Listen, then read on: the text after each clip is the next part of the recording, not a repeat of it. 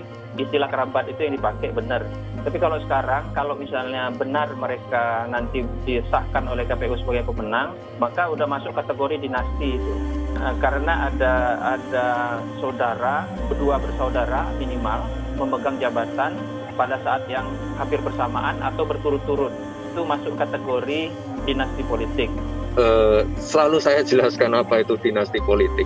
Jadi ya saya akan ikut kontestasi, bisa menang, bisa kalah. Tidak harus diwajibkan memilih saya, bisa dipilih, bisa tidak. Itu kan sebuah kompetisi. Kompetisi itu bisa menang, bisa kalah. Terserah rakyat yang memiliki hak pilih. Siapapun punya hak pilih dan hak dipilih. Ya kalau rakyat nggak memilih gimana? Ini kompetisi, bukan penunjukan.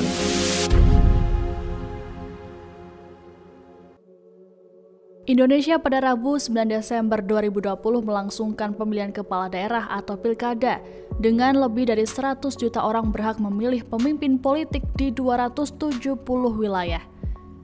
Dan pilkada ini menentukan gubernur di 9 dari 34 provinsi, 224 bupati dan 37 wali kota.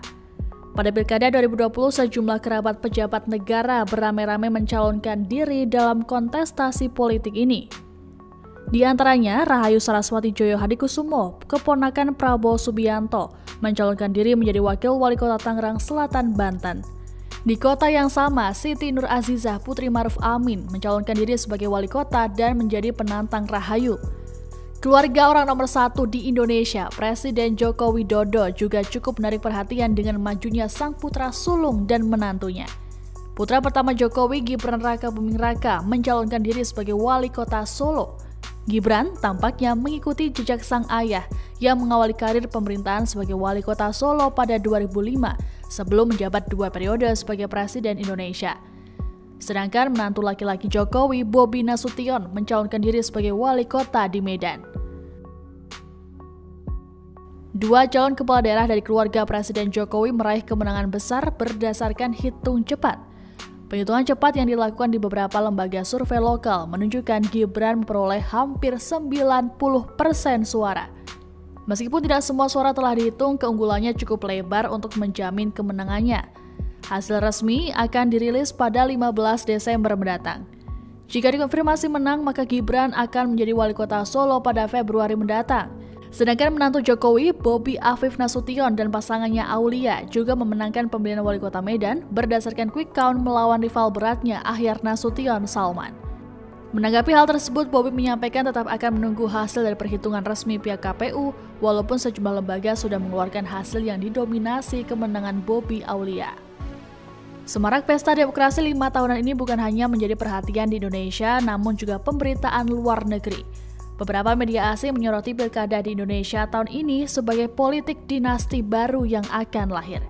Baik Gibran maupun Bobi, keduanya adalah pendatang baru di dunia politik Indonesia. Namun mereka telah mendapat dukungan partai politik besar di mana Jokowi berada, yakni Partai Demokrasi Indonesia Perjuangan atau PDIP, sekalipun melawan kader-kader menjanjikan lainnya yang telah berkiprah di PDIP lebih lama. Menurut seorang peneliti postdoktoral di Institut Asia Universitas Melbourne, Abdul Mughis Mudawfir, jika mereka hanya warga negara atau politikus biasa, mereka tidak akan mendapatkan tiket itu dengan mudah. Abdul menyoroti soal bergabungnya keluarga Jokowi dalam dunia politik di Indonesia. Para kritikus ini mempertanyakan apakah Jokowi sedang mencoba membangun dinasti politiknya sendiri atau tidak. Terkait tudingan membangun dinasti politik pada awal Januari 2020 lalu, Presiden Jokowi sempat membantah tudingan tersebut. Menurutnya, dalam pilkada semua rakyat berhak untuk memilih dan dipilih. Sambil tertawa, saat itu Jokowi menyatakan bahwa Gibran dan Bobi masih kesulitan mencari partai untuk bernaung. Ia juga menegaskan tidak akan ikut campur dalam urusan Gibran dan Bobi. Jokowi juga mengatakan pilkada 2020 adalah sebuah kompetisi, di mana peserta kompetisi bisa menang dan bisa kalah, sehingga terserah rakyat yang memiliki hak untuk memilih. Ia juga meminta untuk membedakan antara kompetisi dan penunjukan. Sementara itu, calon wali kota Solo nomor urut 1, Gibran Raka Buming Raka, enggan dikaitkan dengan dinasti politik atas pencalonannya di Pilkada 2020. Meski berstatus sebagai anak presiden, Gibran menilai dirinya bisa saja kalah, sebab tak ada kewajiban rakyat untuk memilihnya. Namun demikian, Gibran menyerahkan perihal citra dirinya ini ke publik. Seandainya menang di Pilkada dan ditetapkan sebagai wali kota Solo pun, Gibran mengaku siap untuk dievaluasi publik. Hiruk-pikuk pesta demokrasi Pilkada 2020 jadi pemberitaan di dalam dan luar negeri. Dinasti politik kerabat pejabat pun turut disorot, tak terkecuali majunya anak dan menantu Presiden Jokowi. Pendatang baru di dunia politik namun sudah mencuri perhatian publik. Dari hasil hitung cepat, keduanya dipastikan unggul. Apakah ini tanda dinasti politik baru akan muncul? Terima kasih sudah nonton. Jangan lupa like, subscribe, dan share ya.